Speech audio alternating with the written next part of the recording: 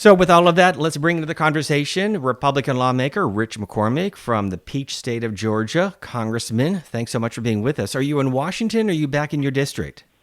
I'm back in my district doing I feel like I'm more productive in many ways. Having a lot of meetings in D.C. and being distracted with hearings that really don't always accomplish what they're meant to. Drilling down on some legislation I think will be transformative for government spending, for bureaucracies that are harassing businesses. We've spent a ton of time with constituents. It's been phenomenal. I toured an ICE facility that's been shot up. Doing a lot of great things and staying busy. There is no break for us. This is just another reorganization of my time schedule, which is not unusual for me. So, Congressman, what is the end game in all of this? How do you bring all sides together? Clearly, your party, the Democrats, are at loggerheads when it comes to subsidies for Obamacare. The House is not in the session. There now appears to be potentially a debate on C-SPAN between Leader Jeffries and Speaker Johnson. But at some point, the government needs to reopen. How do you get there? Well, first of all, realize that what they're fighting over, the government subsidies, they're jam-packed with all kinds of goodies. And when you start breaking it down, they're things that, once again, we address with DOGE and everything else on things that the average American would be like, we're spending money on what? And that's all in there, $1.5 trillion. Now, realize that we're already spending about 30% deficit spending.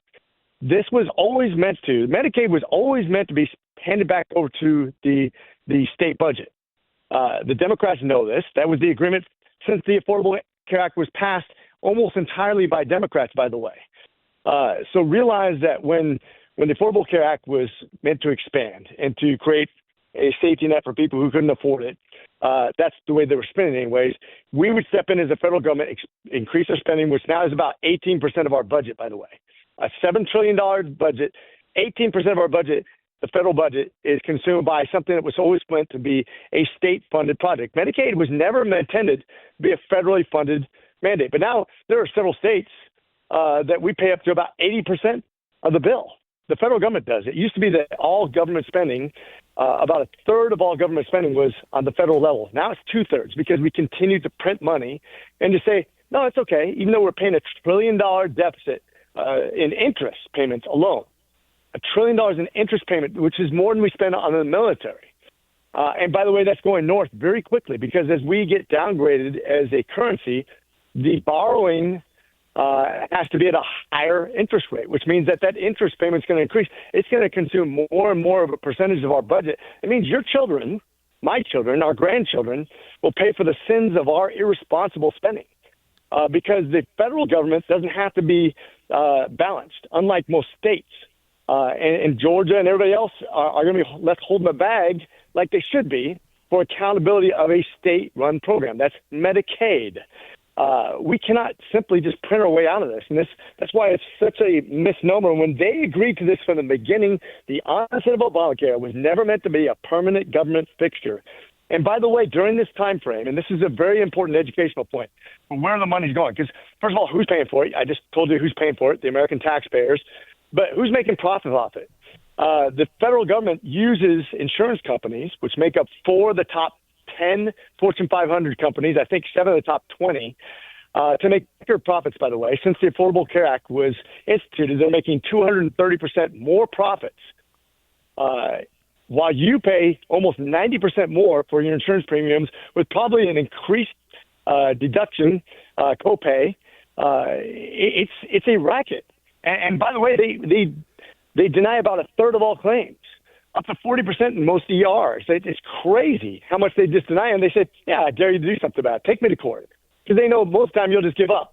So where do we make up that deficit? Well, we put it back on the taxpayer again. And meanwhile, the hospitals are struggling, becoming more monopolistic, forcing private doctors into hospital systems where it used to be only 17% of doctors work for hospital systems. Now it's approaching 80%. Which means that's about 30% more expensive when they work for a hospital system rather than working independently, which means that, once again, you guys get screwed. And this is the bigger item. When have you ever seen the federal government do something better than the private industry? And this is what this whole fight's about. What do you believe in, guys? Do you believe that the American government is better at managing your health care than a competitive market where you force the prices down naturally. I'll give you a perfect example, and then I'll let you ask more questions. But LASIK eye surgery, which is not covered by insurance, it's considered something that's optional. Since it's not required, it's not covered by insurance company. It used to cost about $4,000 per eye. This is 30, 40 years ago. Now it's less than $1,000 per eye, and much better, by the way, because it's not paid for mandatorily. So therefore, if you would have said we're going to make it mandatory for all insurance companies to cover it, it'd probably be about $40,000 per eye right now, because there'd be no competition. It's mandatory spending. And by the way, your Medicaid and Medicare would also have to cover it. That's the power of competition versus government spending. That's why we're so inefficient, so ineffective. There's so much waste, fraud, and abuse. And the Democrats are literally fighting for more waste, fraud, and abuse. Every time you ask them, have you ever asked a Democrat, what's your plan to reduce the deficit spending? They don't have one. They say, let's reduce waste, fraud, and abuse. But whenever we bring up a program to address, oh, that's not the program. So tell me what your big plan is. Raise taxes, I guess. That's all they got. Well, that's my next point, because I have asked that question to Democrats. How do you pay for something like this? And their argument is that Republicans want to give tax breaks to the multimillionaires and the billionaires at the hands of those middle-class Americans. So when you hear that argument, and you've heard it often, Congressman, what is your response? Well, let's first of all talk absolute truths. Way more billionaires give way more money to Democrats than to Republicans. Why do you think that is? Do you think when we raise taxes on billionaires, they actually pay more taxes? When we cut the corporate tax rates, and this goes back to the big, beautiful, extending those corporate tax rates exactly where they're at, I think about 21%. When we cut those taxes, do we have an increase or a decrease in revenue for the government? Do you remember? Increase. I'll just tell you. We had an increase in revenues. Yeah, so we of course. cut the corporate tax rates, but we had an increase in revenue. So I think we lost Congressman. We lost you for a moment. So pick up that second half of the point. Yeah. So the second half of that point is when you have an increase in taxes, it actually decreases your revenue. And we saw this all the way back to the Kennedy era. We saw where when you switch it up and when you start taxing people, they start hiding their money, including Democrat billionaires, which once again give way more money to the Democrats than to the Republicans. Secret. We pretend like we're punishing billionaires. We're not. This isn't about benefiting billionaires. This is about benefiting America and where that money is generated. You don't talk about benefiting billionaires. Look at the biggest companies in the Fortune 500 and how they're making record profits off of Democrats who and their policies. And then who do they contribute to? The Democrats. This is a self-licking ice cream cone. Don't think that they're for you. They're trying to get reelected. They're trying to warp the conversation into something that it's not. This is about survivability. How do we survive this deficit? You're not going to tax your way out of it. We've already shown that historically. Show me one time where you're going to tax your way out of a deficit. It's not going to happen. Self-licking ice cream cone? I've never heard that one before, but that's a good one. I may use that, Congressman. Hey, I want to share with you a quote, because the shutdown is embarrassing. It is the wrong decision. We need to find some sort of agreement. When people are not here, those conversations are not taking place, and the rigid positions calcify. That is a quote from your Republican colleague in California, Kevin Conley, saying, you guys need to be back in Washington, the party, to try to sort through all of this. Why not come back to Washington? And what is your response to your Republican colleague from California? Yeah, I'm happy to get back and actually put things on the floor and keep on voting on them, because guess what? All of our staff are considered essential. We can still do work in D.C. But the fact is you're not going to pass anything because Democrats are dug into freezing the government, not getting anything done. They're going to vote against everything we do. I have a great bill that would reorganize the way we do government spending, but we're not going to bring that to the floor because of what we're doing right now. But I'm all for that. But quite frankly, I'm getting a lot of work done right now. I really am. And the work of the people has been done anyways. We voted on this to get this is, remember, Schumer, who's the guy responsible for the shutdown, by the way. You can't blame it on anybody else. You say, this is his nuclear option. I'll shut down the government. By the way, he voted 30 times against shutting down the government. The only time he's voted against this was one other time in a brief shutdown. But he loves keeping the government open unless it serves his purpose, which is to create this consternation. And I think he's betting on the wrong side of this horse, by the way, because once again, what is their whole premise? They're saying we need to have the supplementation that was supposed to go away by our own agreement that all Democrats voted on needs to stay in place in contradictory to what we voted on previously, that the Democrats voted on previously.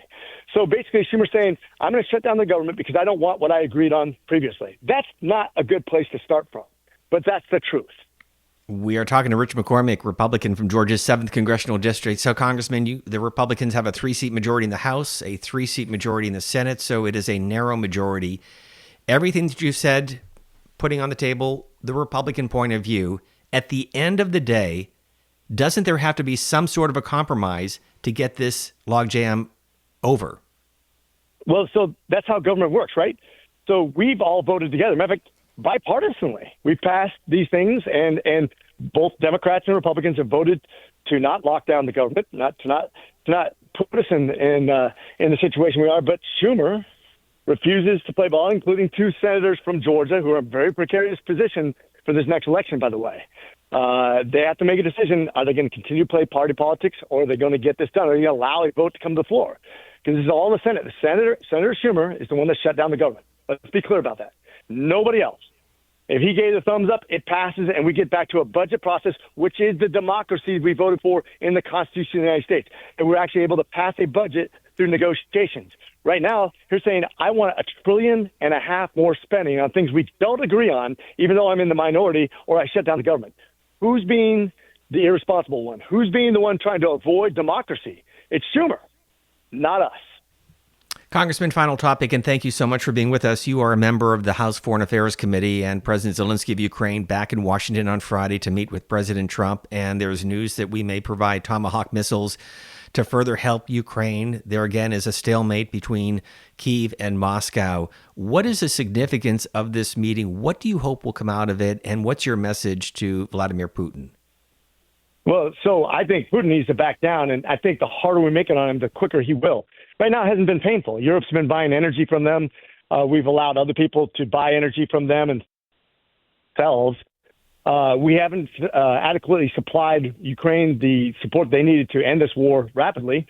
You think about it, a third world country, which is Ukraine, stood up against a first world army, probably, the third largest or third most capable army in the world, and did pretty well. Took out 50% of their armor and took 1 million casualties of Russians.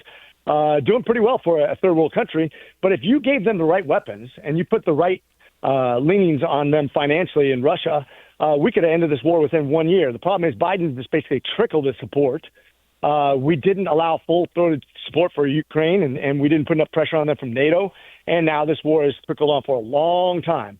I've always said if you go to war college or command and staff, schools I've been to in the military, you will find that if you want to lose a war, just continue to prolong it by not going full-heartedly into it. When we had successes in Vietnam, it was because of Thunder 1 and Thunder 2. If you had successes in Afghanistan and Iraq, and that's a first world country against a third world country. In other words, the United States, the most powerful military in the world, didn't have success till we did surge ops. Imagine what Ukraine needs against Russia. You go full-throated, we win this war, and it's over quick.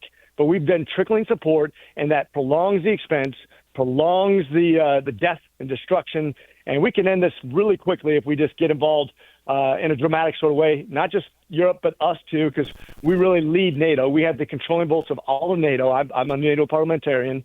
We just missed our vote because but we could end this war, and I think we should. And I think President Trump's on the right track right here.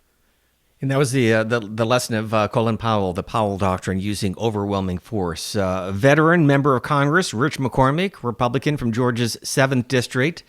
Hope to see you back in Washington soon, Congressman. Thank you so much for being with us. We appreciate it.